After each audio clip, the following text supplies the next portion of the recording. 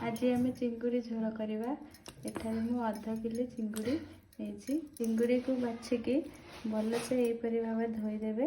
तापर एथिरे हलदी लुण गोलेकी कढ़ाई रे भाजवा। हलदी और लुण गोलेकी रखी कढ़ाई गरम हो सारानी से आम 3 स्पून तेल देवा।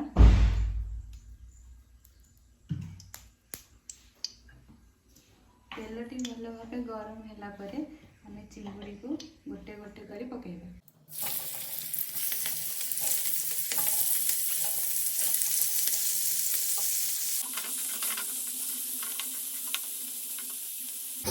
आम ये चिंगुड़ी को भाजी नेबा।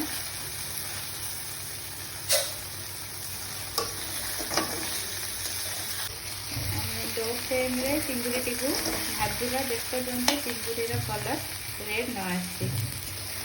लो फ्लेम रे आम चिंगुड़ी को भाजवा जेपर्यंत चिंगुड़ी दुई साइड रेड कलर न आसी। देखु बर्तमान आमर चिंगुड़ी दुई साइड रेड कलर पड़ी आसला। चिंगुड़ी बर्तमान हो सारा कड़ाईटी भल भाव गरम हो सारी से आम किसी तेल देवा।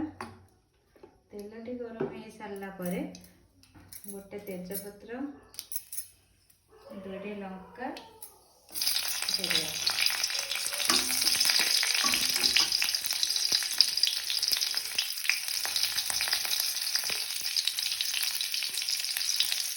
कटा रखाई पियाज को तेल में किसी समय गोल्डन ब्राउन होला पर्यंत भाजवा।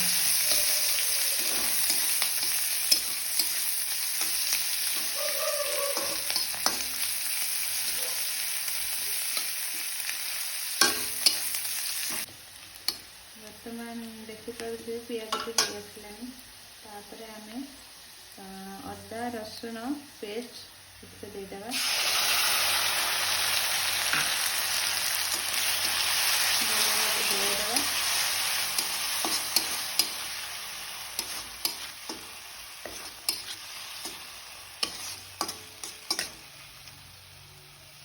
मसला टे भल भाव हवा पर्यंत किसी समय तार गोलाइबा।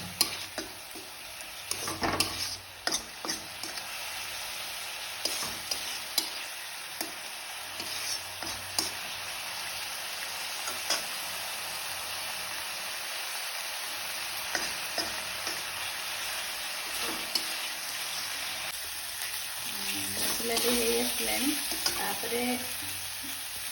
कटा होता टमाटर को मसला पकईदेवा। गोलाइबा अनुसार लुण लंका पाउडर गरम मसला पाउडर जीरा पाउडर धनिया पाउडर देवा। लो फ्लेम में गोलाइबा जेपर्यंत मसला तेल अलग न हो मसला को लो फ्लेम रे गोलाई देगा।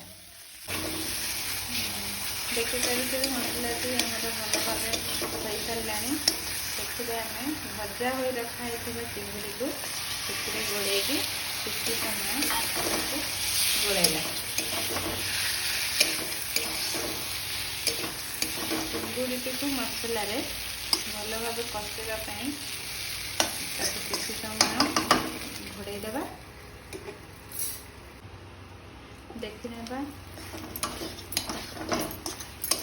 मसला जेपर्यंत चिंगुड़ी स्मेल न आसे से पर्यंत आम मसला को एपरी भाव चिंगुड़ी सह गोलाइबा।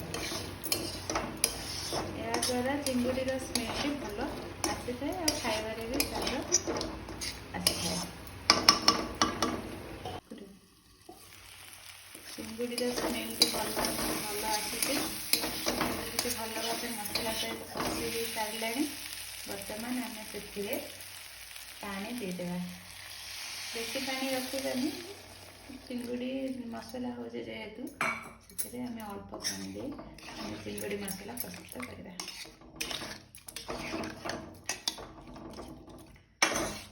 देला पर किसी समय ढांकी देबे जेपरिक मसलाटा भल भाव फुटी आसो। बर्तमान आम देखा भल भाव चिंगड़ी हो आसलानी मसलाटा भल भाव जरी सारे गैस टी को बंद करदे बंद करी धनिया पत्र पकईदे।